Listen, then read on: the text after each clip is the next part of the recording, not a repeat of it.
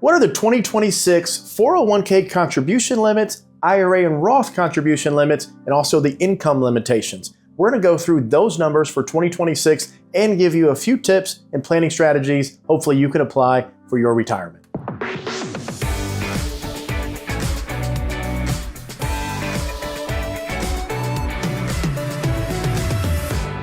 Okay, right to the whiteboard. So remember, with 401k contributions, you have your pre-tax, potentially Roth contributions, and maybe even after-tax contributions. So on a pre-tax basis, meaning you can take from your paycheck, deduct, not pay income taxes on that portion of your salary, increasing to $24,500 for 2026. If you are over the age of 50, it's $8,000. That's your catch-up contribution, but a new twist for this year. If you're over the age of 50 and you make a catch-up contribution, it's mandatory that it goes into the Roth portion of your 401k. This means you have to pay taxes on that income. It'll go into the tax-free part of your retirement plan, and it'll grow tax-free from that point forward. So a little twist, the catch-up contribution for your 401k must go into the Roth portion. And remember, your company match, it can go into your pre-tax portion, or you can elect to have that go into the Roth portion of your 401k. Now, just because $24,500 plus the catch-up is your deductible amount, you can still put more money into your 401k, you just don't get a tax deduction for it. So you have the pre-tax part, you have a Roth part, hopefully, and you have an after-tax part. Now, a couple of things here. Not all plans have the pre-tax, the Roth, and the after-tax. Additionally, even though the IRS now allows for what we call in-plan conversions, where you move money from the pre-tax part to a Roth and do an in-plan conversion, what we're finding over the past couple of years is that a lot of plans have not amended their paperwork to actually allow this. So I'm going to come back to that in a minute, but just understand you have the pre-tax, you should or could have a Roth, and you should or could have an after-tax account. So the deductible part, $24,500, that's the most you can put into here, get an income tax deduction for it. But $72,000 plus your catch-up, so if you're over the age of 50, $80,000. This includes your contributions plus your employer's match. The total amount that goes into your 401k or 403b or 457 cannot exceed $80,000 if you're over the age of 50. But that money has to go into the Roth, the excess, the non-deductible. So anything above $24,500 that goes into your 401k plan, it has to go into the after-tax account. So if you are not able to do in-plan conversions, if you do not have a Roth account or an after-tax account, you probably have a very outdated 401k plan. That's something that we can help you with. So if you're a business owner, if you're somewhere in the C-suite, if you're an HR manager, and you want to position your employees to have the opportunity to save more, to do better for their own retirements, reach out to us. We can help get that done. Now, the reason why the after-tax contributions could be very, very important is when you put money into the after-tax account, you've already paid income tax on that. So when you actually retire or sever from service, you can take those after-tax contributions and you can roll them into a Roth IRA. And then all that growth for the rest of your retirement will be tax-free. You can pass it on. It can grow up to 10 more years completely income tax-free. So huge benefit if you can save more than the $24,500 deductible amount and you're capable and you want to go into the after-tax portion, because you can't put in the Roth either. So big benefit there. The only thing to be aware of is there's discrimination testing, and sometimes you can be limited by how much you put into the after-tax portion based on the contribution of everyone else in your company. So if you have a smaller company or a larger company, it may be more or less likely that you're able to do this, but part of the 401k planning is to get more people in your company to contribute to the 401k, which hopefully puts you in a position to where you could put more into the after-tax account and then roll it over into a Roth once you retire. Now, last thing here, the interest on any after-tax contributions, they will grow pre-tax, and then they have to be rolled over into a traditional IRA upon retirement. So you may have heard the term mega backdoor Roth IRA. This is all this is. It's a fancy way of saying that you can put money into your after-tax up to $80,000 if you're over the age of 50, $70,000 if you're below 50, including your contributions and the employer. And this is the big benefit for you if you're able to save additional money for your retirement. Just to clarify, if you have an after-tax account or if you want to get one set up, the money in that account, you pay income tax on it today, it goes into that account and it still grows tax deferred. That's where that interest that you're earning, the tax-deferred interest, when you retire, it will go into a traditional IRA. Your after-tax contributions can go into a Roth. Your company will cut you 2 different checks, and you simply roll them over to those respective accounts. Okay, moving to IRA and Roth contribution limits. So unlike 401ks, you actually have income limitations. It's based on something called modified adjusted gross income. We'll show you what that means. But if you make a certain level of income, you are technically disqualified from taking a deductible IRA contribution or putting money into your Roth IRA. There are no income limitations when it comes to putting money into your 401k. So the contribution limits have increased slightly, $7,500 plus $1,100 for the catch-up contribution. Again, that's if you're over the age of 50.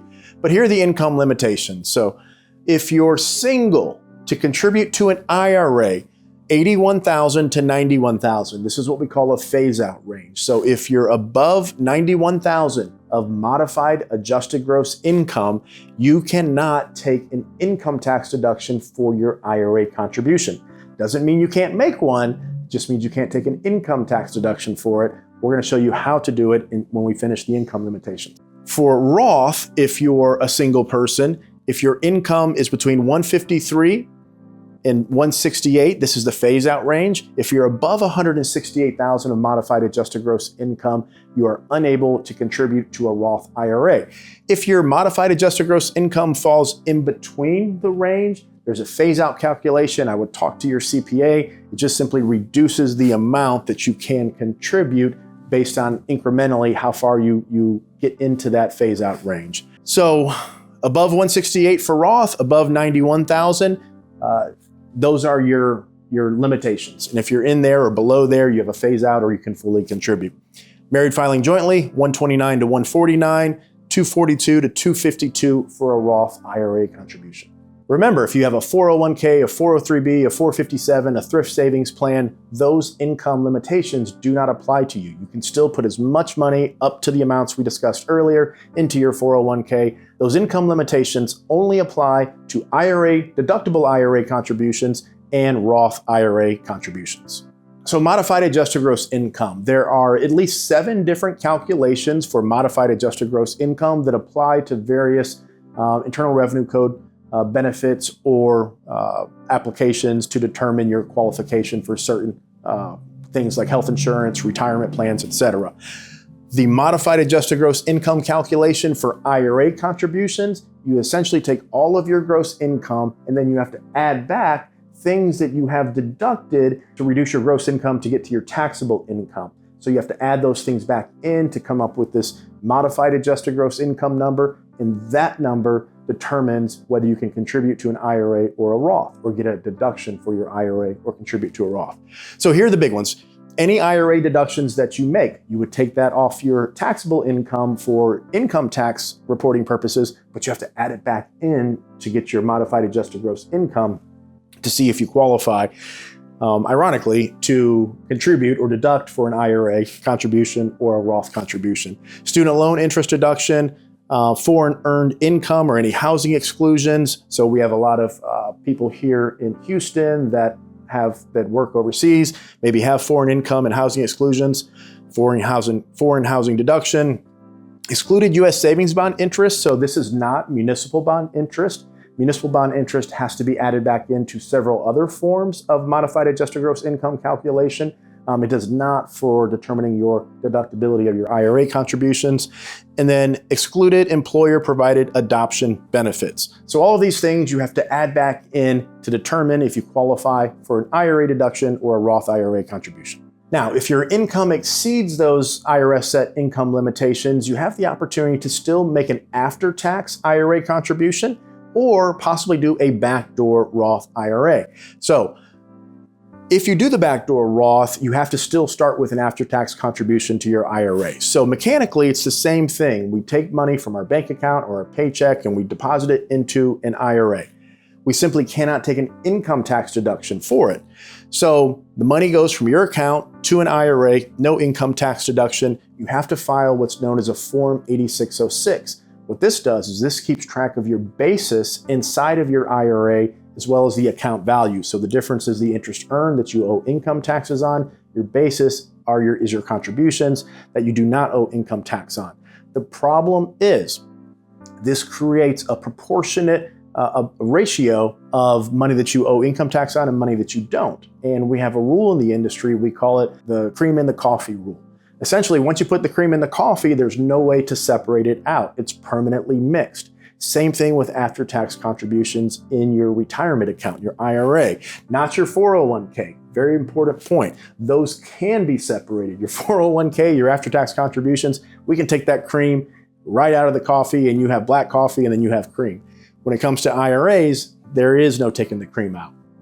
So it's very, very important. It's critical, as a matter of fact, that you have no other IRA account balances, because if you take a distribution from this after-tax and pre-tax IRA, the pro rata rule assumes that all of your IRA balances have to be calculated. So you would have to pay a very large income tax liability. It's not just pro rata on that one particular IRA. It brings all of your IRA balances into it. So the strong recommendation is, if you have multiple IRA accounts, do not do this.